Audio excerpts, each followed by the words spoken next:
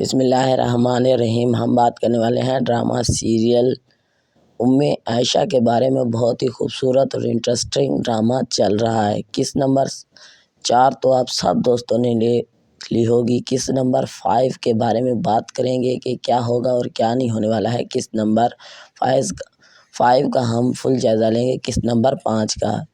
اگر آپ چینل پر نئے ہیں تو چینل کو کر لیجئے سبسکرائب اور بیل آئیکن بھی دبا لیجئے تاکہ نئے آنے والی ویڈیو کا نوٹیفیکیشن آپ دوستوں کو مل سکے۔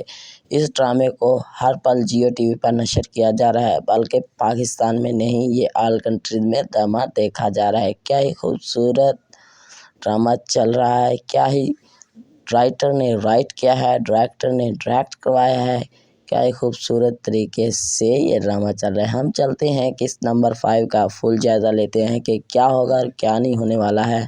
ویڈیو کو سکپ مت کیجیے گا اور ویڈیو کو آپ لائک کر دیجیے۔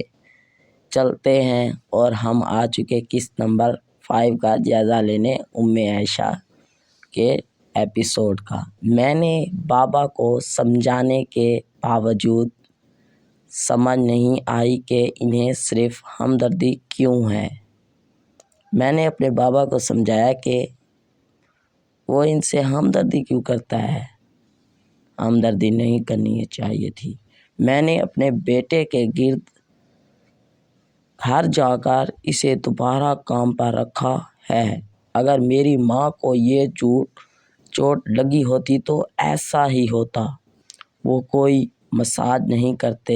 ہاں، آپ میری ماں جیسی ہیں، آپ بہت اچھی ہیں، بہت ہم وقت اور پر وقت ہیں۔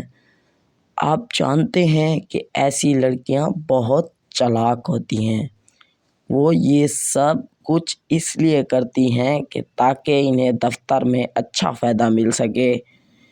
وہ بول رہا تھا کہ یہ لڑکیاں بہت معصوم اور چالاک ہوتی ہیں کیونکہ یہ ایسے ہی کام نکلواتی ہیں اور انہیں فائدہ ہوتا ہے۔ قسط نمبر 5 کا فل جائزہ یہی ہے۔ میری ویڈیو آپ دوستوں کو اچھی لگی ہے تو لائک کریں، شیئر کریں، کمنٹس کریں۔